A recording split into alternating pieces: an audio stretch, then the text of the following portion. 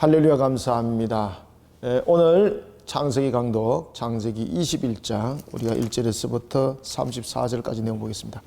자, 우리가 이제 창세기 19장에서도 제가 여러분들에게 말씀드렸죠. 자, 19장에서는 심판하시는 하나님, 그리고 20장에서는 화복을 주관하시는 하나님, 그런가 하면 21장에서는 생명을 주관하시는 하나님에 대해서 이야기를 합니다. 특히 이제 이 아브라함에게 하나님께서 믿음의 조상을 견인할 때에 아브라함이 우리가 믿음의 조상이라고 그러지 않습니까? 자, 믿음의 조상이 가져야 될 믿음은 어떤 믿음인가라는 것을 조명해 주고 있어요. 그것은 무엇입니까? 첫 번째, 자, 19장을 통해서 우리가 다시 한번 더 빨리 필터링해서 한번 봅시다. 19장에서 보면은 어떤 하나님이세요? 그렇죠. 심판이죠, 심판. 소돔성, 고모라성. 그래서 우리는 믿음을 가질 때에 분명하게 심판에 관한 하나님이심을 우리는 믿어야 된다. 심판의 주관자 되시는 하나님. 그래서 우리는 심판의 주관자 되시는 하나님의 그 주관하심이 무엇이 심판의 기준이 되는가라는 것에서 우리 무엇을 배워야 됩니까? 하나님의 공의와 정의의 저울추가 어떻게 구성되어 있는가 봐야 되는데, 그것이 바로 무엇과 무엇으로 되어 있더라? 그렇죠. 법도와 규례로 되어 있더라. 법도와 규례로 되어 있더라. 그 다음 두 번째는 우리에게 20장을 통해서 또 우리에게 또 가르쳐 준 것이 무엇입니까? 아브라함을 통해서 화복을 주관하시는 하나님이죠. 그죠? 화복을 주관하시는 하나님. 자, 그러면 이것을 믿는 믿음에서 되는 것이죠. 그러면은 화복을 주관하시는 하나님은 무엇입니까? 여기서는 보면은 우리가 주관한다는 것을 통해서 공통적으로 계속적으로 나타나는 것은 뭔가 하면은 이 주관하심은 절대적이라는 겁니다. 절대적 주권 속에서 나타나는 겁니다. 절대적 주권 속에서. 그죠? 여러분들, 화복을 주관하는 것은 주권자만이 할 수 있는 겁니다. 주관하는 것은 삼자가 주관할 수도 있어요. 그렇지만 화복이라는 그 근원에서 나와야 되는 거잖아요. 그래서 화복에 대한 그 근원은 주권에서 나와야 되는 거예요. 주권. 그 근원에서 나와야 되는 거예요. 그 근원. 그 근원자가 돼야 되는 거예요. 근원자. 주관자와 근원자는 다를 수 있어요. 아시겠습니까? 그래서 하나님은 근원이면서 주관자예요. 근원이면서 주관자예요. 이 구원이 아닙니다. 그 다음에 오늘 자, 세 번째는 생사의 주관자입니다. 생명의 주관자. 자, 여러분, 생명은 누구만이 이것을 주관할 수 있습니까? 생명에 대한 하나의 우리의 그 생명에 대해서 그 주인되는 분, 다시 말하면 생명에 대해서 누구만이, 창조주만이 이것을 주관할 수 있는 거지 않습니까? 그죠? 그러면은 우리의 살아나가는 부분에 있어서 우리의 모든 공의와 정의의 원칙은 어디로부터 일어나는가? 그리고 우리의 화복에 대한 부분들은 어디로부터 그 근원을 이루는가? 그 다음에 우리는 누가 주인인가? 그죠? 이런 부분들에 대해서 이것이 전부 다 믿음 속에 포함이 되는 겁니다. 그래서 아브라함에게 하나님께서 이런 부분들을 다 조명을 해줘요. 이런 부분들을 조명한 상태 속에서 오늘 본문에 나타나는 21장에 보면은 무슨 사상이 나타나죠? 그렇죠. 이 속에서 부활 사상이 나타나게 되고, 이 부활 사상이 믿음의 견인을 이루는 것을 오늘 우리는 본문에서 찾을 수가 있습니다. 그리고 이 부활 사상까지 완성이 이루어지고 난 뒤에는 이제 무엇입니까? 이 부분들이 믿음에 관해서 하나님께서 시험을 하세요. 시험을 하세요. 그리고 아브라함이 이 시험 과정을 통해서 정녕 네가 믿음의 조상이라 일컬을 수 있다라는 것에 대해서 인정을 받습니다. 하나님으로부터. 자, 오늘 우리가 본문들을 보겠습니다. 21장 봅시다. 자, 1절부터 4절까지 한번 읽어봅시다. 시작. 여호와께서 말씀하신 대로 사라를 돌보셨고, 여호와께서 말씀하신 대로 사라에게 행하셨으므로 사라가 임신하고 하나님이 말씀하신 시기가 되어 노년의 아브라함에게 아들을 낳으니, 아브라함이 그에게 태어난 아들 곧 사라가 자기에게 낳은 아들을 이름하여 이삭이라 하였고, 그 아들 이삭이 난 지 8일 만에 그가 하나님이 명령하신 대로 할례를 행하였더라. 아멘. 자, 오늘 본문에서 강조되는 것이 1절에서 강조되는 것이 무엇이 반복급으로 나타납니까? 성경에서 반복법이 계속해서 등장할 때는 분명하다는 거죠. 그죠? 우리가 일반적으로 우리가 반복할 때 그것은 또한 우리가 확정적인 것들, 굉장히 강조하는 것들, 이런 내용들을 담고 있지 않습니까? 히브리적 관점 속에서 똑같은 거예요. 이 반복법을 사용하는 것은 뭔가 모르게 주목을 하라는 것이고 분명히 사실이라는 것을 강조를 하고 있는 그런 입장에서 지금 이 강조법이 나타나고 있는 거죠. 말씀하신 대로를 지금 강조하고 있는 거죠. 말씀하신 대로. 그죠? 말씀하신 대로라는 것은 이 모든 것에 대해서 하나님이 주관하시는 분이실 뿐만 아니라 주권자라는 부분, 절대적 주권 속에서 이 모든 것들을 이어나간다는 것을 지금 믿음 안에서 지금 견인하고 있어요. 믿음이라고 통해서. 그래서 여러분들, 우리가 믿음이 있을 때에, 자, 심판의 주, 화복의 주, 생사의 주, 이런 부분들이 전부 다 어디서 나타나는 겁니까? 그렇죠. 말씀 속에서 이 부분들이 조명되어지고, 그리고 이 말씀 속에서 조명되어지는 것이 이제 우리에게 무엇으로 확신이 오는 겁니까? 믿음으로서 확신이 오는 거지 않습니까? 그죠? 그래서 말씀을 강조를 하는 거죠. 말씀 속에서 이미 조명해 줬다는 거죠. 자, 하나님께서 천지 만물을 창조하실 때 무엇으로 창조하셨어요? 그렇죠. 말씀으로.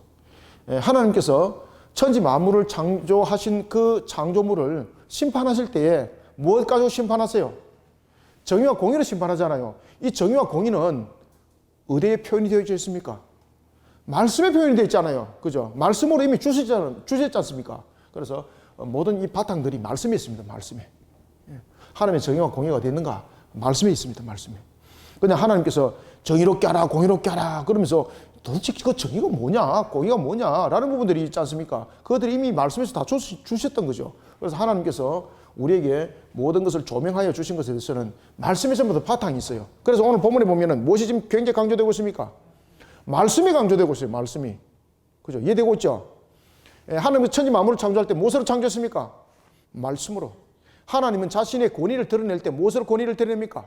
말씀으로. 그 권세를 드러낼 때 무엇으로 권세를 드러냅니까? 말씀으로. 그죠?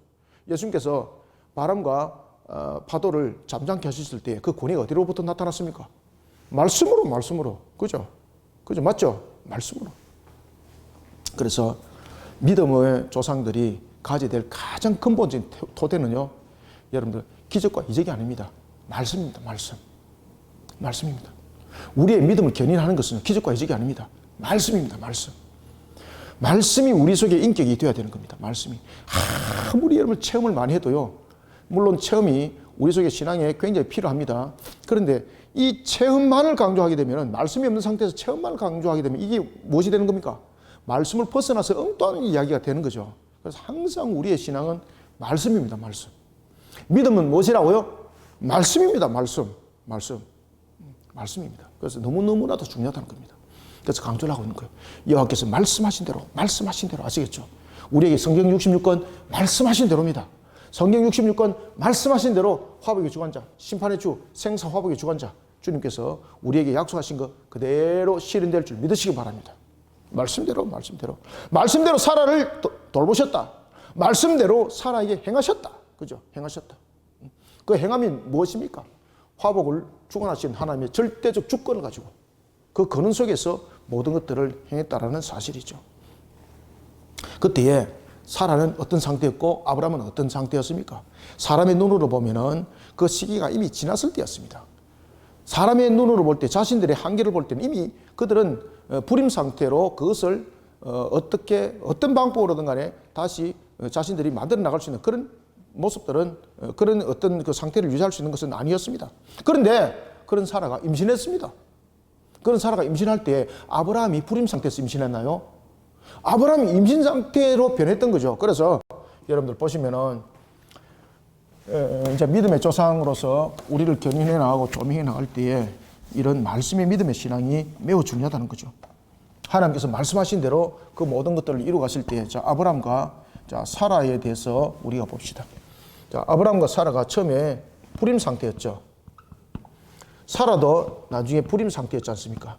하나님께서 이삭이라는 것을 통해서 이 이삭을 조명해 줄 때 이 두 사람의 상태는 전부 다 불임의 상태잖아요. 그런데 이삭이라는 아이를 임신하기 위해서는 아브라함을 불임이 아니라 임신할 수 있는 상태로서 회복을 시켜야 되지 않습니까?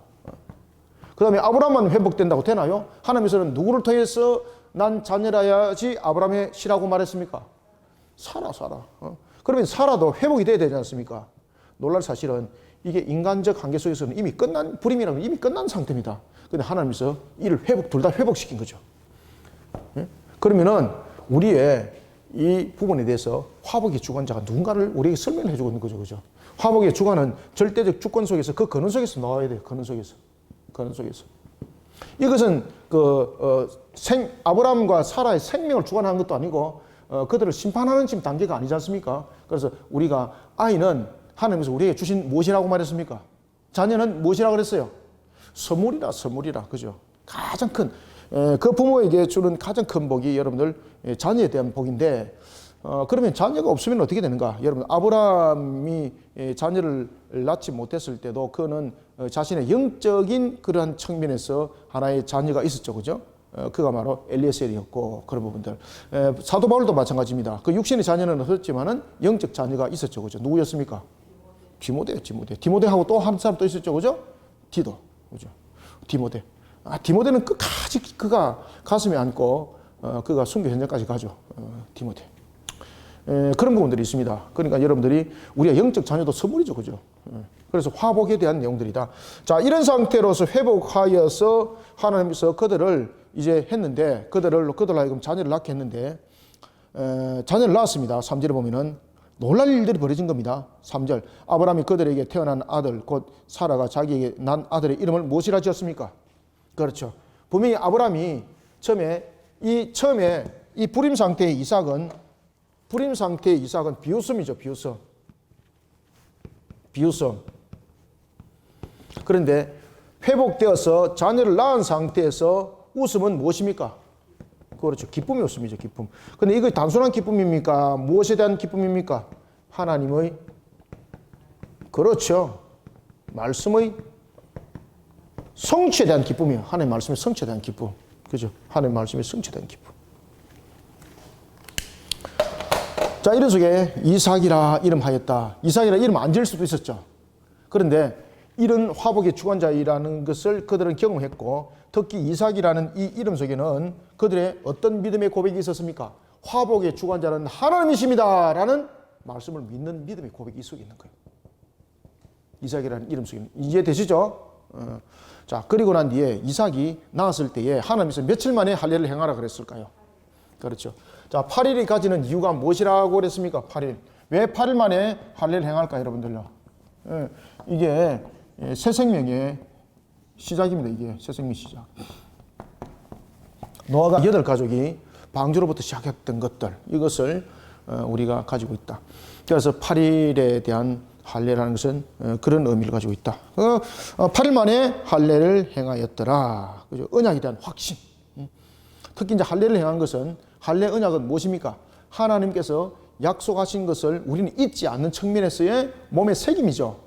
그래서 이 할례 언약을 이제 통해서 이스마엘의 할례를 행했을 때와 이삭의 할례를 행했을 때는 차원이 다르죠. 이제는 그때에 서서히 이제 믿음의 조상으로서 그의 자리가 잡혀지는 것을 볼 수가 있습니다. 자, 이것을 통해서 우리가 창세기 12장을 통해서 지금 21장까지 오지 않습니까? 이 속에서 아브라함의 믿음의 상태가 점점 달라지고 있다는 것을 여러분 확신하셔야 됩니다. 처음에 아브라함은 믿음이 있었을까 없었을까요? 처음에도 아브라함이 믿음이 있었습니다. 그런데 처음에 아브라함의 이 믿음은 어떤 주로 믿음이었습니까? 인과응보적 믿음을 가지고 있습니다. 인과응보적 믿음. 이 인과적 응보에 대한 믿음들은 주로 어느 형태를 속에서 나타납니까? 그렇죠. 이방적 요소, 우상 숭배 속에서 이런 부분들이 많이 나타나죠. 그래서 우상들에게 많은 재물을 갖다 바치고 그 다음에 어떤 행위를 통해서 뭐 이런 부분들이 일어나지 않습니까? 이런 부분들이 지금 인과응보적인 사상 속에서 나타나고 있거든요. 이런 인과응보적인 사상에서 이제 믿음이라는 확고한 오직 믿음이라는 그 부분들로서 이제 나아가는 것을 볼 수가 있고, 그 다음에 이 우상 숭배라는 것을 통해서 그가 다신적인 측면에서 믿음이 단일신적인 측면에서의 모습으로, 그리고 이것이 유일신에 관한 모습으로 지금 점점 변하는 그 믿음을 지금 설명하고 있어요, 지금. 그죠? 인과응보적 측면에서 이제는 믿음대로. 이 믿음은 무슨 믿음입니까? 말씀에 대한 믿음, 말씀. 그죠? 인과응보적인 것이 아니라 말씀의 성취. 그래서 여기서 이제 점점 등장하는 것이 무엇이 등장합니까? 언약이 등장합니다. 언약이. 언약. 그래서 그가 이스마엘을, 죄송합니다. 22장에 이삭을 바칠 수 있었던 것도 부활신앙에 관한 언약이죠, 언약. 그래서 여기에서 인과응보적인 측면에서는 믿음이 분명히 있죠, 그죠? 그렇지만은 그 믿음과 지금 여기서 아브라함의 말씀의 믿음은 다르죠. 인과응보적 믿음은, 이 인과응보적인 상태에서 믿음은 무엇입니까? 인간의 어떤 행위나 값에 대한 것을 통해서 나타나는 하나의 상황들. 그래서 A를 하게 되면 B가 나타나는 공식입니다. 이게. 그것이 인과응보적 신앙이라고 말하는 겁니다. 이 속에도 믿음이 있는 거죠. 내가 A를 갖다 바치게 되면 B라는 결론이 있을 것이라는 믿음이죠. 그렇지만 이 믿음 속에는 무엇이? 값과 행입니다. 그렇지만 이제 이런 부분에서 아브라함의 그러한 인과응보적 믿음이 이제는 무엇으로 변하는 겁니까? 말씀에 대한 믿음으로 변하는 거예요. 말씀에 대한 믿음. 그리고 이 말씀에 대한 믿음에는 무엇이 있습니까? 언약이 있는 거예요. 언약이. 그래서 오늘 본문에도 보면은 말씀대로 이루어지니라. 말씀대로 사라가 하나님께서 사라를 돌보시고 말씀대로 사라에게 행하시고 하시겠죠. 그죠? 그래서 이 부분들이 이제 믿음인데 인과응보적 믿음에서 무슨 믿음으로? 말씀에 대한 믿음인데 이 부분들이 언약을 믿는 믿음이 되는 겁니다. 언약을 믿는. 인과응보는 언약이 아닙니다. 인과응보는 무엇이다? 행위적 값을 말하고 있습니다. A는 B다. 이런 공식입니다. 그래서 A라는 공식이 크면은 나타나는 것, B라는 공식도 커진다는 거죠. 결론이. 내가 A라는 행동을 이만큼 했는데 B를 이만큼 바랄 수 있는가? 아닙니다. 인과응보에서는. 인과응보에서는 행한 대로입니다. 그래서 내가 이만큼 하면은 이만큼 안 나타납니다. 인과응보 신앙은 요만큼 했으면은 요만큼 나타나고 내가 이만큼 했으면은 이만큼 나타나는 것이 인과응보 신앙이에요. 그것이 인과응보적 믿음이에요. 지금 대충 이해되고 있죠? 수준이 너무 높아요. 수준이 너무 높아요. 지금 신대원 수준 이상 가고 있습니다. 그래서 아브라함의 믿음은 이런 인과응보적 믿음에서 무엇으로 간다? 그렇지. 말씀에 대한 믿음으로 간다. 이 말씀은 무엇을 상기시키고 있다? 그렇죠. 언약을. 맞아요. 이렇게 가면 이제 여러분들이 이제 점점 이제 창세기 50장의 언약이 무엇인가를 이제 표현이 되어 주는 거예요.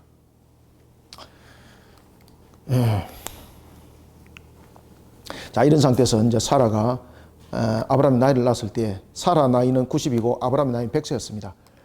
그럴 때 사라는 하나님께서 자기에게 자녀를 출산케 하신 것에 대해서 너무 감사했죠. 그래서 6절과 7절에 보면은 아브라함과 사라가 웃습니다. 그의 웃음은 기쁨에 대한 웃음인데 하나님의 말씀에 대한 성취, 그죠? 언약의 성취죠. 이제 여기서 이제 계속해서 강조되는 것은 말씀의 성취 부분에서 말할 때 어떤 부분들이 계속해서 강조되는 겁니까? 그렇죠. 카브넌트. 여러분 언약이 이제 강조되는 거예요. 언약이. 6절 사라가 이르되 하나님이 나를 웃게 하시니 듣는 자가 다 나와 함께 웃으리로다. 여러분들 듣는 자가 왜 자기와 함께 웃습니까? 듣는 자가 자기와 함께 웃는다는 것은 하나님의 약속의 말씀의 성취 그리고 모두 다가 그러한 약속의 말씀의 성취를 바라보고 또한 하나님께서 아브라함에게 창세기 12장에서 약속하신 것이 있죠. 무슨 약속을 하셨어요? 너를 축복하는 자 너를 축복하는 자 그를 축복할 것이고 너를 저주하는 자 저주할 것만이 아니라 뭐까지 약속했습니까? 분명히 땅에 대해서 이야기를 했죠. 지금까지 아브라함이 기업이 있습니까? 없습니까? 없어요. 창세기 23장 가야지 땅이 있습니다. 자, 그런 부분들. 그 다음에 또 하나는 아브라함의 후손을 통해서 다른 민족들이 복받을 것을 하나님께서 언약하셨죠. 이런 언약적 믿음이 이 속에서 확정적 모습으로 나타나는데 그것이 다 나와 함께 웃으리로다라는 것입니다. 이게 지금 이해되고 있습니까? 그래서 여기에서 다 나와 함께 웃으리로다라는 것은 무엇을 담고 있습니까?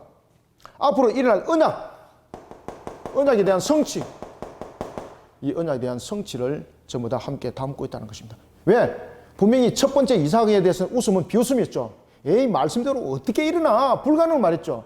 그런데 두 번째 이삭을 낳으면서 기뻐했죠. 그런데 그 기쁨이 누구의 기쁨으로 끝나지 않았습니까? 아브라함과 사라의 기쁨으로 끝나지 않고 다 함께라는 단어를 쓰고 있는 거예요. 여러분 다 함께라는 것은 어떤 의미를 담고 있다고요? 다시 한번 점프해가지고 어디로 가는 겁니까?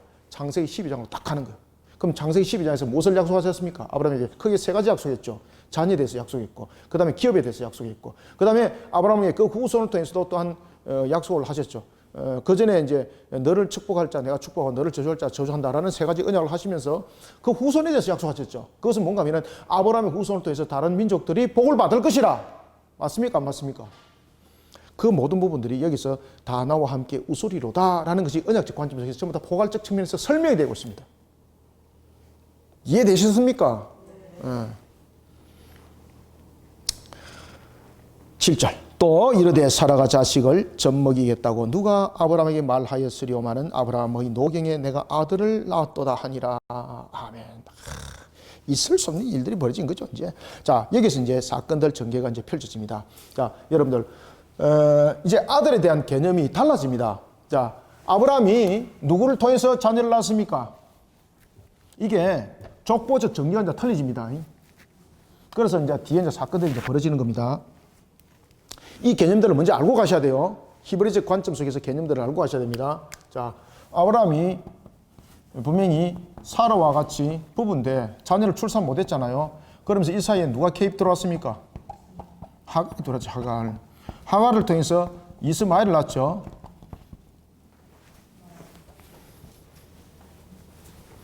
이스마엘을 낳았습니다. 자, 아브라함에게는 다른 자녀가 있습니까? 없습니까?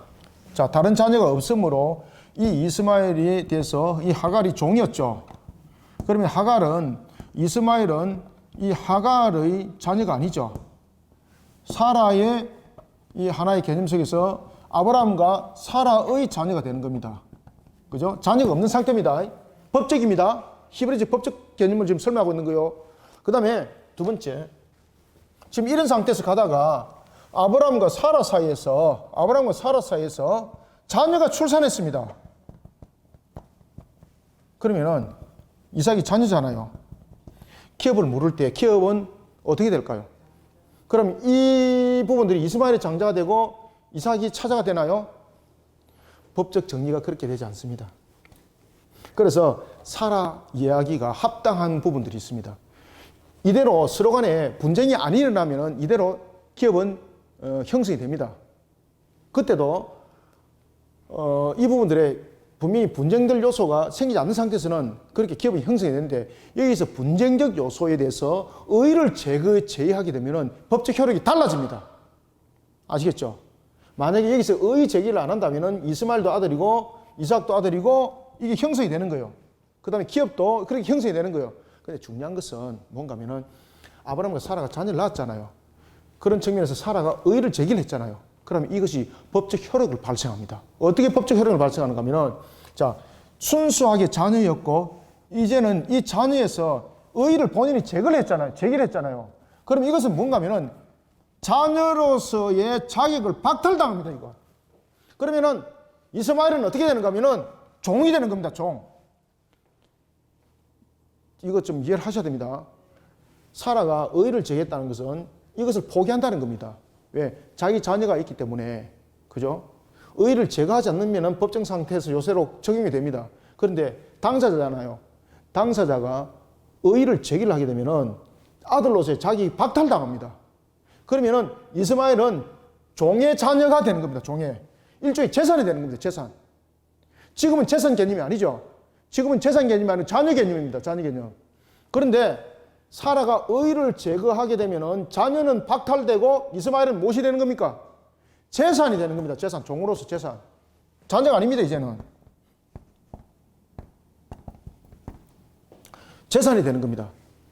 그러면은 기업은 어떻게 물려받을까요? 이스마엘에게는 기업이 있을까 없을까요? 한 푼도 기업이 없습니다.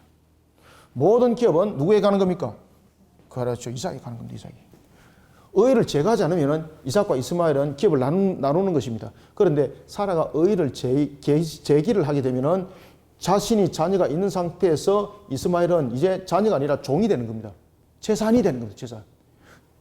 자신의 재산을 기업을 물려받을 수 있습니까? 못 물려받는 거죠. 그래서 기업을 허락지 않는 겁니다. 오늘 본문에 보면 이 내용들을 전부 다 설명하고 있습니다. 이 개념들을 여러분 가지셔야 되는 거예요. 아시겠죠? 그죠? 네. 사람들이 이 개념들을 모르고 자꾸 덤벼들고 이러니까 자꾸 엉뚱한 소리를 하는 거예요. 야, 저 사람들 진짜로 너무하다. 뭐 이런 부분들, 인간이 저럴 수 있느냐, 막 이런 부분들이 있는데 그렇지 않습니다. 이런 개념 속에서 여러분들이 성경을 보셔야 됩니다. 자, 8절부터 한번 봅시다. 아이가 자라매. 자, 아이가 이제 자랐다는 것은 이제 기업을 물을 만한 그런 위치로 이제 서서히 변한다는 이야기죠. 아이가 자라매. 그리고 이제 이삭과 이스마엘은 여러분 잘 아시는 것처럼 13세, 14세 이 차이의 부분들에 대한 나이 차이가 있지 않습니까? 그러면은 이삭이 자라날 때에 이스마엘이 이삭을 충분히 해칠 수 있는 그런 부분들이 되는 거죠. 왜 그런가 하면은, 자, 이런 개념 속에 있기 때문에 이삭이 존재하게 되면 이스마엘은 어떻게 되는 겁니까? 포기 상태에 접어들게 되면 종이 되는 거예요. 그러면 이스마엘이 어떤 마음을 먹을까요? 하갈이 어떤 마음을 먹을까요? 이삭을 제거하고 싶은 마음이 생길까 안 생길까요? 생길 수밖에 없는 거죠. 지금 그 상태가 지금 벌어진 겁니다, 사건이. 그것이 인간의 죄성 속에서 나타나는 결론을 우리에게 지금 조미해 주고 있는 거예요, 지금 이게. 그래서 제가 이 도표를 쫙 좀 그려놓고 이해를 하라는 거예요. 왜 여러분들 하갈이 그리고 이스마엘이 이삭을 갖다가 괴롭히고 공격을 했는가 이제 이유를 아시겠죠, 그죠? 이런 법적 효력 때문에 그렇습니다. 법적 효력 때문에. 아이가 자라매 젖을 떼고 이삭이 젖을 떼는 날에 아브라함이 큰 잔치를 베풀었더라. 사라가 먼저 자신이 이제 그 젖을 뗐을 때 이제 큰 잔치를 베푸는 것은 우리도 보면은 100일 잔치가 있고 보면은 또 돌잔치가 있지 않습니까? 그죠? 우리가 돌잔치를 하는 것은 1년을 우리가 이제 그 축하하는 의미도 있지만은 대체로 아이들이 1년 미만의 아이들이 많이 이렇게 죽었지 않습니까? 그죠? 그래서 돌잔치가 참 그래서 귀했던 거죠. 바로 그런 내용들을 담고 있습니다. 9절. 사라가 먼저 아브라함의 아들 애굽 여인 하갈의 아들이 이삭을 놀리는지라. 이 단순하게 놀리는 거 아니죠. 엘레리 꼴레리 이가 아닙니다, 이거. 위협을 주고 위협을 가하고 신체 위협을 가하고 우리가 이제 창세기에서 이런 보시면은 우리에 나타났던 그 사건들, 인간이 죄를 범하고 제일 먼저 첫 번째 사건이 나타났던 것들, 그죠? 가인과 아벨의 사건들, 이런 사건들에 버금가는 일들이 벌어질 수 있다고 이제 본 겁니다. 매우 근심합니다. 아브라함도 놀리는지라. 10절. 그가 아브라함에게 이르되 이 여종과 그 아들을 내쫓으라. 이 여종의 아들은 내 아들 이삭과 함께 기업을 얻지 못하리라 하므로. 이제 왜 이렇게 말하는 건지 아시겠죠? 지금까지는 아들로 받아들였다는 것이죠. 그런데 지금 이스마엘이 하는 행동이 무엇인가 하면은 이삭이 함께 이 가정 속에서 자라기보다는 오히려 생명에 위협 주는 그런 모습이 지금 됐다는 이야기죠. 그럴 때에 사라는 이삭을 지키기 위해서는 어떻게 되는 겁니까? 이스마엘을 하나의 자녀로서의 법적인 측면에서 포기를 해야 되는 것이죠. 왜냐하면 안 그러면 자신의 아들이 공격을 받을 거니 14살이라는 이 차이, 13살 또는 14살이라는 이 격차 차이가 그냥 단순한 차이가 아니죠. 그죠? 그래서 이제는 이스마엘이 종이라는 재산이라는 부분들로서 이가 이제는 그 부분들이 내려온 겁니다. 그죠? 그러니까 기업 못 준다는 거죠. 내보내라. 그러니까 아브라함은 근심을 하는 거죠. 왜냐하면 지금까지도 자신의 아들이었고 자신이 진짜 귀하게 또한 함께 끼고 살 정도로 그렇게 좋았고 그런 아들을 내보내라니 근심이 생길 수밖에 없는 거죠. 11절. 아브라함이 그의 아들로 말미암아, 그죠? 여기서는 이제 아들이 이제 칭하지 않습니까? 그런데 뒤에 가면은 이제는 아들이라 칭하지 않고 종의 자녀라는 단어가 등장합니다. 아브라함이 그의 아들로 말미암아 이 일이 매우 근심이 되었더니 12절. 하나님이 아브라함에게 말합니다. 네 아이나 네 여종으로 말미암아 근심하지 말고 사라가 네게 이런 말을 다 들으라. 왜 들으라는 겁니까? 이 법적 측면에서 이 맞다는 이야기죠. 그죠? 그래서 사라 이야기 들으라 이 말이에요. 지금 어떻게 잘못 해석하면 사라가 굉장히 시기 질투하고 자기의 육신으로 난 자녀만 쳐다보고 이런 부분에서 지금 교통적인 하려고 그러는 잘못된 형식. 그런데 이 부분들이 하나의 유대적 관점 속에서 법적인 측면에서 이 관계적 측면이 맞다는 거죠. 그래서 사라 말을 들으라는 거죠. 사라 말을 들으라. 들으라. 사라 말을 들으라. 사라가 네게 이런 말을 다 들으라. 이삭에게서 나는 자라여 네 시라 부를 것임이라. 자, 여러분 기업은 누가 기업을 받습니까? 기업은 자신의 씨가 그 기업을 받는 거죠. 그럼 여기서 네 몸에서 나는 자라였어. 그래서 나는 이삭에게서 나는 자라야라는 것은 실질적으로 이스마엘이 아브라함을 통해서 태어났지만은 하갈이라는 것이죠. 그런데 하나님께서는 여기서 선택과 유기를 이제 설명하는 거예요. 선택과 유기. 사라와 하갈 속에서 태어난 아이, 한 아이는 하나님께서 하나님의 자녀로 선택하지 않았다는 것도 함께 설명합니다. 그래서 이 이스마엘을 통해서는 유기를 설명하고 있고, 그리고 이삭을 통해서는 무엇을 설명하고 있습니까? 선택서를 설명하고 있습니다. 선택과 유기를 설명하고 있습니다. 하나님께서 그렇게 이삭을 택한 것이 맞다. 그러니까 너는 사라 말을 들으라. 사라 말을 들으라. 그러니까 그가 이스마엘도 아브라함을 굉장히 사랑했다는 이야기입니다. 그죠? 어쨌든 간에 자신의 육신을 통해서 난 첫 아이잖아, 이 아이가. 이삭에게서 난 자라야지 니사의 시라 부를 것입니다. 여기서 이제 굉장히 또 핵심적인 것이 있습니다. 자, 보십시오. 이삭에게서 나는 자입니다. 그러면은 사라의 몸을 통해서 났을 뿐만 아니라 이삭을 통해서 이제 자라난 자라야만이 너의 자녀라 라고 말하는 것을 통해서 말할 때 지금 이 기업을 말하고 있는 거죠. 이 기업은 언약적 관점을 담고 있습니다. 이 언약의 관점 속에서 이제 설명할 때에 이 언약의 자녀가 누구냐라는 것을 설명할 때 이삭이라는 것을 설명했습니다. 이삭. 그러면 잘 보십시오. 여기서 이제 22장에서 하나님께서 아브라함으로 하여금 이삭을 바쳐라 라고 한 사건이 여기서 이제 등장을 하는 겁니다. 그것이 바로 테스트. 그 믿음을 마지막으로 시험하는 단계입니다. 하나님께서, 자, 분명히 처음에는 하나님께서 뭐라고 말했습니까? 처음에는 아브람과 사라의 몸에서 태어나는 자녀가 그들의 자녀라고 말했죠. 그죠? 그 다음 두 번째는 뭐라고 말하는가 하면은 누구에서 태어난 자? 그렇죠. 여기 핵심입니다. 핵심.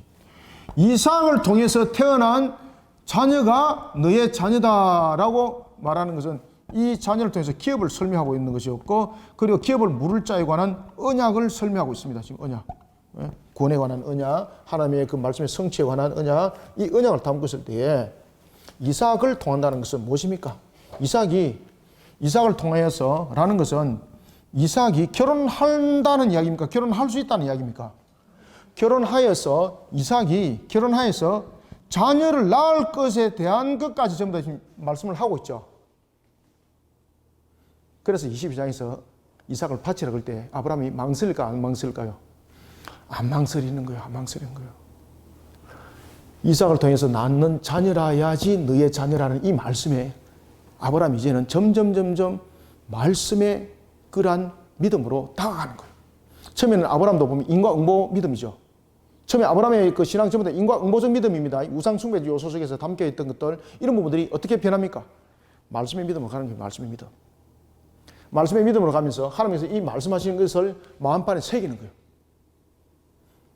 그래서 이것을 이삭이라야만이, 그리고 또한 이삭을 통해서 태어나는 자녀라만이 그의 자녀라는 걸 통해서 이 속에서 잠정적 부활신앙이 생깁니다. 잠정적. 처음부터 부활신앙이 아니죠. 이삭을 바치라 그랬을 때 아브라함이 이제 부활신앙이 생기는데, 그 부활신앙의 밑거름이 바로 여기서 나타나는 겁니다. 이삭을 통해서 태어나는 자녀라야만이 너의 자녀라고 말하고 있는 거죠. 그러면 이삭을 바쳤을 때 이삭은 죽는다는 겁니까? 안 죽는다는 겁니까? 그렇지, 안 준다는 겁니다. 그래서 아브라함은 어떻게 생각을 하고 있는가 하면, 이삭이 죽되 분명히 바치라 그러면은 나중에 22장에서 죽는 거잖아요. 죽지만은 이삭은 다시 살아난다는 그 확신의 믿음을 가지고 있었습니다. 그래서 22장에서 아브라함이 이삭을 바치는 겁니다. 그때 아브라함이 칼을 들고 이삭이 목을 내리쳤을 때 하나님이 친히 그 손을 잡아버리는 거예요. 아브라함 멈춰라. 내가 비로소 너의 믿음을, 그리고 내가 비로소 너가 나를 경외하는 줄 이제 알아노라. 됐다. 그러면서 하나님께서 드릴 제물을 미리 준비하고 있었는 거죠. 그것이 바로 수풀에 걸리는 한 양이었습니다. 보겠습니다. 그래서 12절이 매우 중요합니다. 22장에 아브라함이 왜 그런 행동을 했을까요? 라고 설명할 때 21장 몇 절을 들고 들어오라고요? 21장 12절을 반드시 들고 들어와야 돼요, 여러분들요. 자, 13절. 그러나 여종의 아들도 네 신이 내가 그러한 민족을 이루게 하리라 하신지라. 그죠? 하나님의 일반적 은혜를 이제 설명하고 있습니다. 일반적 은혜. 자, 14절. 아브라함이 아침에 일찍 일어나 떡과 물 한 가죽 부대를 가지고 하갈의 어깨를 메어주고. 여러분들, 이게 무엇입니까? 아브라함이요, 그 심정을 표현하고 있는 겁니다. 이제는 하나님의 말씀의 성취가 이루어진 측면에서 아브라함이 하나님의 말씀에 이제 순종을 하는 거죠. 그죠? 여러분 같으면 이 말씀에 순종하겠습니까? 자기 자녀를 갖다 내보내라 그러는데, 어려운 거죠. 못하지. 근데 하나님의 말씀에 대한 성취, 그래서 결국은 언약적 부분에 대한 내용들이 계속해서 전개되고 있습니다. 이 말씀에 대해서 아브라함이 순종을 합니다. 순종을 할 때도 연민의 정이 얼마나 마음이 아팠겠습니까? 그죠? 얼마나 마음이 아팠겠습니까? 그 마음 아픔이 이 물보따리와 떡에 전달이 되는 겁니다. 그래 하나님께서 아브라함의 그 기도를 들으십니다. 아브라함이 아침에 일찍 일어나. 왜 아침에 일찍 일어났을까요, 여러분들? 아브라함이 잠을 푹 자고 일어났을까요? 잠을 설쳤다는 이야기죠, 그죠? 이대로 나가면 어떻게 될까? 그리고 그 하갈의 어깨에 짐을 메워줍니다. 그것이 바로 물이었고, 그리고 떡이었습니다. 하나님이 너희들을 인도할 것이다. 그리고 그들이 브엘세바 광야를 방황합니다. 15절. 가죽부대의 물이 떨어진지라. 이제 떨어졌죠. 여러분들, 이 사막에서 제일 중요한 것은 무엇입니까? 물이지 않습니까? 이제 가죽부대가 떨어졌습니다. 아브라함이 가죽부대에 물을 줄 때 달랑이를 준 것도 아니겠죠, 그죠? 충분히 물을 구할 수 있을 정도로 자기도 줬을 것이고, 그리고 하나님이 너희들을 인도할 것이다. 그리고 하나님이 너희들을 그저 내버려 둔다 하지 않으셨다. 분명히 큰 민족 이룬다고 하나님께서 말씀하셨죠. 그 약속의 말씀을 아브라함 지금 믿을까 안 믿을까요? 믿고 내보낸 거죠, 믿고. 그래서 계속해서 아브라함 속에 나타나는 것은 뭔가 하면 말씀을 믿는 믿음의 언약적 관점, 그래서 계속해서 성립이 되는 거예요. 지금까지는 인과응보적에 대한 부분들로서 그가 갈대 우를 나왔지 않습니까? 예? 아시겠죠? 그래서 인과응보적 측면에서 그의 믿음은 12장에서 믿음을 분명히 얘기를 하고 있는데 이걸 구분하셔야 돼요. 믿음이 점점 성장할 때에 그냥 분량적 측면에서 성장이 아니라 인과응보적 믿음 속에서 말씀의 믿음으로 지금 성장하는 거죠. 그리고 이 말씀의 믿음은 무엇입니까?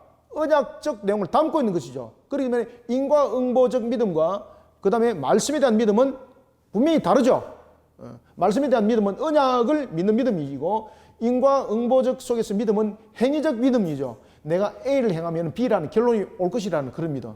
그런 믿음들이 점점 아브라함이 말씀의 언약적 믿음으로 변화되는 것이죠. 그러면서 하나님께서 아브라함에게 무엇을 말씀했습니까? 이스마엘을 통해서도 분명히 그 자녀들이 왕성하게 일어날 것을 하나님께서 약속하셨죠. 그런 상태에서 이제 내보내는 겁니다. 자, 그래서 13절에도 보면은 여종의 아들도 네 신이 내가 그로 한 민족을 이루겠다라는 그 믿음을 가지고 지금 아브라함이 하갈과 지금 이스마엘을 내보내는 거죠. 13절 맞죠, 그죠? 그런데 물이 떨어져 버렸어요. 그럼 물이 떨어졌으면 죽어야 되잖아요. 그래서 하갈과 이스마엘이 완전히 공경 상태에 몰려져 있는 겁니다. 곤란 상태. 이제 정말로 생명이 마치 종이장처럼 변해버린 겁니다. 얼마나 눈물을 흘리는지 모릅니다. 이르되, 그때 하나님께서 그냥 쑥 나타나는 것이 아니라 비록 일반적 은총이지만은 하나님께서 약속의 그 성취를 이룰 때에 그들에게도 하나님이 어떤 분인가를 보여주면서 성취를 이루어 가십니다. 자, 16절. 이르되 아이가 죽는 것을 참아보지 못하겠다 하고 화살 한 바탕 그리 떨쳐 마주 앉아 바라보며 울더라. 아이를 여기 두고, 그죠? 자신이 아이를 댈 수 있는데 조금 더 견딜 수 있는 곳에 두고 부모의 입장에서 얼마나 가슴이 아팠겠습니까? 통아래 눈물을 흘리니까 그때에 17절. 이 그때라는 말이 생략됐습니다. 그때 하나님이 그 아이의 소리를 들으셨으므로, 그 어린아이의 소리를 들으셨으므로, 여기서 하나님께서 그 어린아이의 소리를 들었다는 것은 무엇입니까? 아브라함과 약속하였던 그 언약의 성취를 말하고 있는 겁니다. 그 성취를 말할 때 하나님이 어떤 분인가를 조명해 준 상태에서 이 말씀의 성취를 이루어갔다는 것입니다. 그 어린아이의 소리를 들으셨으므로 하나님의 사자가 하늘에서부터 하갈을 불러 이르시되 하갈아 무슨 일이냐 두려워하지 말라. 하나님이 저기 있는 아이의 소리를 들으셨나니. 18절. 일어나 아이를 일으켜 네 손으로 붙들라. 그가 큰 민족을 이루게 하리라 하시니라. 아멘. 자, 여러분들, 이게 지금 모슬렘들이 보면은 이스마엘이 그 언약의 자녀라고 이야기하지 않습니까? 이런 부분들이 바로 창세기 21장 이 부분들을 가지고 지금 이야기를 지금 하는 겁니다, 지금. 그리고 심지어 그들은 창세기 22장에서 또한 설명도 하기는 앞뒤가 맞습니다. 창세기 22장에서 또한 설명하기는 모리아산은 그러면은 이사가 누군가라고 또 이야기하니까 그 이스마엘이다라고 이야기를 하고 앞뒤가 잘 안 맞습니다. 자, 19절. 이와 같이 큰 민족을 이루리라 하셨고 그 약속을 이제 이루십니다. 그때에 하나님께서 그의 눈을 밝히죠. 무엇을 보게 합니까? 지금까지는 샘물이 있었을까 없었을까요? 하나님께서 이미 존재하게 만드셨어요. 그런데 그의 육신의 눈으로 안 보이는 겁니다. 하나님께서 우리에게 은혜를 베푸시면은요, 그 조명함이 확실히 보이는 거죠. 그래서 하나님께서 그 눈을 밝힙니다. 밝히는 것은 하나님의 은혜를 말씀하고 있는 거죠. 하나님께서 은혜를 베푸십니다. 눈을 밝힙니다. 그때 샘물이 비록 보이더라. 그래서 가서 가죽 부대에 물을 채우다가 그 아이에게 마시게 하였더라. 20절. 하나님이 그 아이와 함께 계시매 그가 성장하여 광야에서 거주하며 활 쏘는 자가 되었더니 그가 바란 광야, 여기서 바란 광야는 이런 이제 굴들이 많은 그런 땅입니다. 바란 광야에 거주할 때에 그의 어머니가 그를 위하여 애굽 땅에서 아내를 얻어 주었더라. 아멘. 자, 그런데 이제 그의 어머니는 지금 이스마엘의 아내를 불신자들과의 짝을 이뤄서 아내를 구해줬다는 이야기죠. 그때에 이제 하나님께서 아브라함을 통해서 또 하나의 하나님을 향한 우리의 언약에 대한 믿음을 다시 한 번 더 조명해 줍니다. 자, 그때 이제 복합적으로 한 사건이 또 일어났는데 그것은 뭔가 하면 아비멜렉 사건입니다. 특히 여러분들 그 당시에도 마찬가지고 지금도 마찬가지입니다만 물은 굉장히 중요한 거죠. 그죠? 지금도 우리는 물 부족 국가들 굉장히 많지 않습니까? 이 당시에 물이라는 것은 여러분들 그 생명이지 않습니까? 그래서 물로 인해서 전쟁들이 엄청 일어납니다. 우물 전쟁들이 엄청 일어나는 겁니다. 그때에 아비멜렉과 그 군대 장관 비골이 아브라함에게 말하여 이르되 네가 무슨 일을 하든지 하나님이 너와 함께 계시리로다. 그런즉 너는 나와 내 아들과 내 손자에게 거짓되지 행하지 아니하기를 이제 여기서 하나님을 가리켜 내게 맹세하라. 내가 네게 후대한 대로 너도 나와 네가 머무는 이 땅에 행할 것이니라. 아멘. 자, 이러면서 이제 점점 아브라함이 어떻게 됩니까? 주변의 여러 가지 족속들에게 아브라함을 하나님께서는 알리게 되는 거죠. 그러한 믿음 속에 세워진 아브라함, 하나님과의 그런 관계적 측면에 있어서 특별한 관계가 있고, 그리고 심지어 하나님께서는 아브라함을 선지자라고 말했지 않습니까? 그는 나의 선지자다라고 말하는 그런 아브라함. 그런 아브라함이 이제는 주변에 매우 존재적 측면에서의 아주 그 획일점을 긋고 있습니다. 존재적 측면에서의 그냥 스쳐 지나가는 사람이 아니었습니다. 존재적 측면에서 그는 분명히 획일점을 끊는 자였습니다. 여러분, 우리가 동그라미를 그리려면 어떻게 됩니까? 동그라미를 들려면 점이라는 존재가 있어야 되는 거잖아요. 근데 이 점이라는 존재가 여기서 점으로서 끝나는 것이 아니라 이 점이라는 존재가 획일점을 통해서 이렇게 걸어갔을 때 점이라는 것이 나타나지 않습니까? 아브라함이 지금 그런 중심에 섰다는 이야기입니다. 그런 존재적 측면의 아브라함, 그런 아브라함이 어떻게 이런 존재가 됐는가? 오늘 본문에 아비멜렉이 이렇게 말합니다. 그의 능력으로 된 것이 아니라 그의 하나님의 능력으로 인해서, 그의 하나님이 그와 함께함으로 인해서 그런 이런 존재적 측면에서 획일점을 가지고 하나의 원을 그리는 존재가 되었다는 것이죠. 그러면은 아브라함과 관계를 잘못 형성하게 되면은 어떻게 된다는 이야기입니까? 이거는 끝난다는 이야기요. 그걸 아비멜렉이 알았던 거죠. 그러니 아비멜렉이 뭐라고 말하는가 하면은 언약을 하자는 거죠. 계속 이제 언약이 등장한다 그랬죠. 그러면서 이 언약을 통해서 아브라함이 이제 무엇이 되는 겁니까? 중심 세력이 되는 겁니다. 중심 세력. 그리고 중심 세력이 될 뿐만 아니라 여기서 그가 하나의 갑과 을의 부분에 대해서 갑의 존재가 되는 겁니다. 갑의 존재. 자신이 땅이 있고 기업이 있으면 갑이 되는데 땅이 없는 상태에서 그가 갑의 존재가 되는 겁니다. 여기서 그가 중심 세력이 되고 갑의 존재가 되는 것이 이것은 이제 언약을 이루는 것인데, 이 언약이 이루어지는 이 측면에 핵심적인 것이 무엇인가 하면은 하나님이 있습니다. 하나님. 아브라함이 아브라함과 함께 함으로라는 것이 이제 주변에 인정이 되기 시작하는 겁니다. 그것이 바로 아비멜렉의 사건입니다. 아비멜렉 볼 때 아브라함은 점점 강세해지고 있습니다.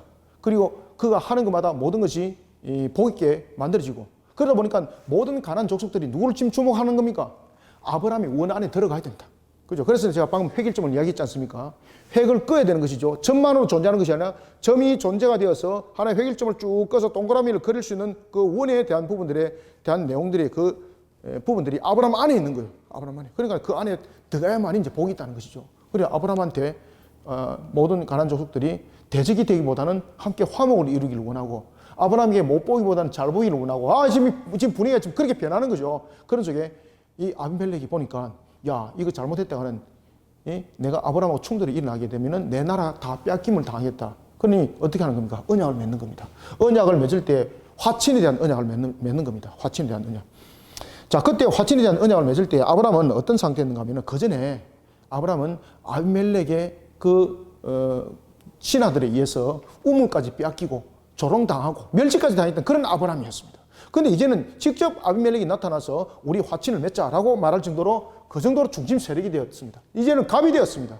그 내용 속에는 누가 있는가 하면 하나님이 함께함으로라는 부분들이 있습니다. 22절 그때 아비멜렉과 그 군대장관 비골이 아브라함에게 말하 이르되 네가 무슨 일을 하든지 하나님이 너와 함께 계시도다. 다 봤다는 거죠. 그런즉 너는 나와 내 아들 내 손자에게 거짓되이 행하지 말라. 거짓되이 행하지 말고 여기에 너희 하나님을 가리켜 맹세하라. 지금 갑이 누가 된 겁니까? 자, 여기서 제가 왜 갑과 을을 얘기했는가 하면은 언약을 맺을 때에 항상 여러분들 어떤 신이 등장합니다. 언약을 맺을 때는. 그런데 언약을 맺을 때에 그 신의 이름으로 우리가 언약을 하지 않습니까? 그러면 그가 갑이 되는 겁니다. 갑. 지금 여기에서 아비멜렉이 언약을 맺을 때에 지금 누구의 이름으로 언약을 맺습니까? 그렇죠. 하나님의 이름으로 언약을 맺게 되면 지금 누가 갑이 된 겁니까? 아브라함이 갑이 된 겁니다. 신적 존재적 측면에서. 기업도 없는데. 그죠? 이거 있을 수 있습니까, 이거?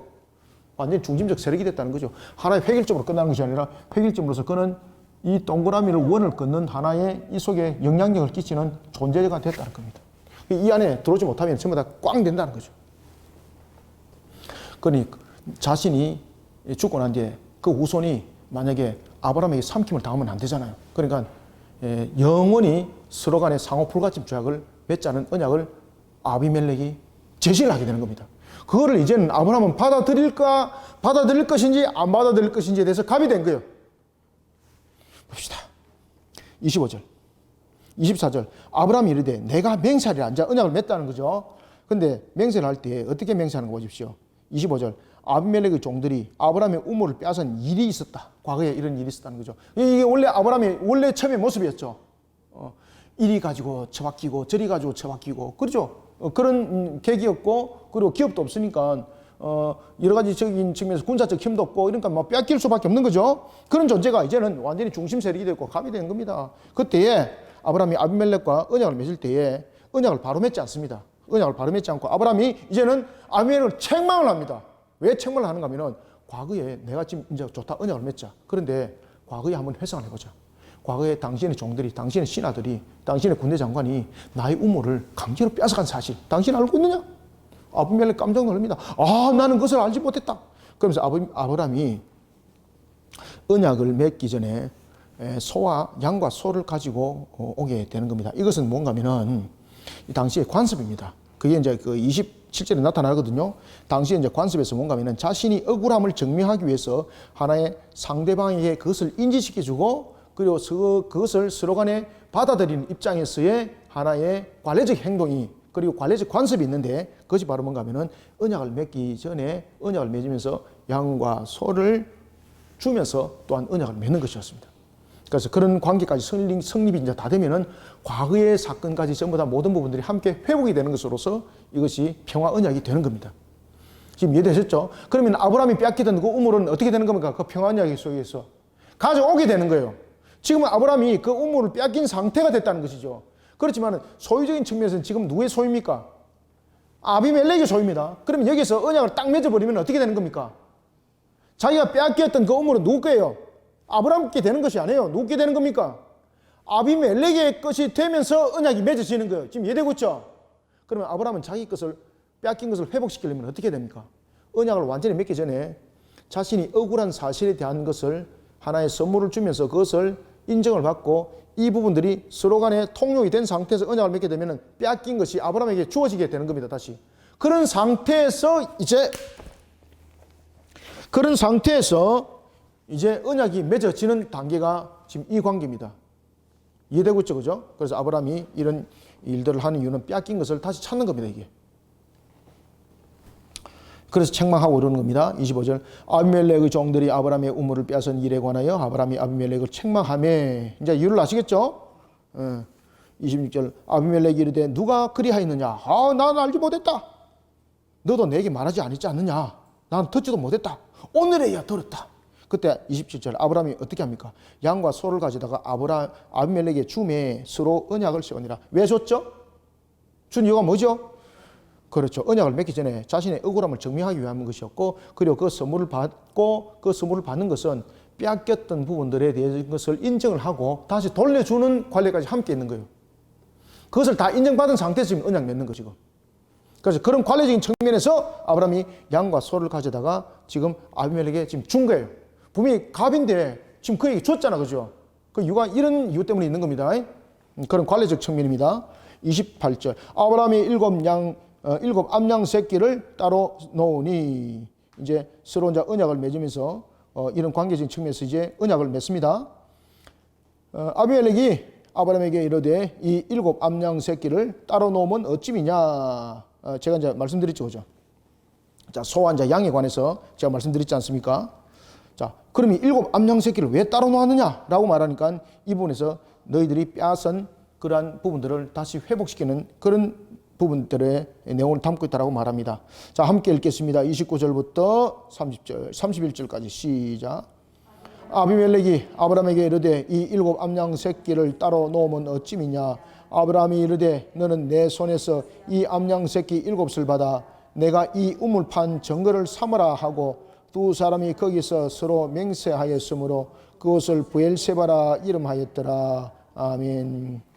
그러니까 자신이 7 우물을 판 것을 인정하라는 거예요. 그럼 인정하라는 것은 빼앗겼다는 얘기죠. 그럼 인정함을 받게 되면은 빼앗긴 것을 다시 되찾아가는 것이죠. 이 상태에서 언약을 맺는 거예요. 자신이 과거에 빼앗겼던 것을 전부 다 회복시켜서 지금 언약을 맺는 거죠. 아비멜렉은 어떤 측면에서 보면 그렇게 언약 맺으면 바보잖아요. 7 우물을 가지고 있다는 것은 그 당시에 대단한 것이거든요. 그걸 되돌려준다는 것은 이 바보짓이에요. 그런데 아비멜렉 볼 때는 이거 되돌려주지 않으면 자신도 끝장난다는 것을 알고 다 되돌려주고 지금 언약을 맺는 거예요. 그래서 브엘세바예요. 브엘세바. 그래서 이 브엘세바 언약이 나중에 이삭에게까지 함께 연결되어지죠. 그죠? 브엘세바에 대한 언약들이. 자, 마무리합시다. 32절부터 34절 시작. 그들이 브엘세바에서 언약을 세우며 아비멜렉과 그 군대 장관 비골은 떠나 블레셋 사람의 땅으로 돌아갔고 아브라함은 브엘세바에 에셀나무를 심고 거기서 영원하신 여호와의 이름을 불렀으며 그가 블레셋 사람의 땅에서 여러 날을 지냈더라. 아멘. 여기서 여러 날이라는 것은 오랫동안 거기 머물렀단 말입니다. 오랫동안. 언약을 세우매.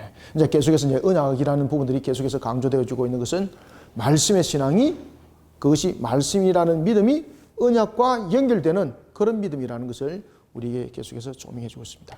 자, 오늘은 우리가 창세기 21장, 자, 여기까지 하고요. 자, 오늘 중요한 내용들을 말씀드렸죠. 부활신앙의 밑거름이 바로 창세기 21장에 등장하고, 그리고 창세기 22장에 이제 이삭을 바치는 그런 사건이 어디서 나타났는가?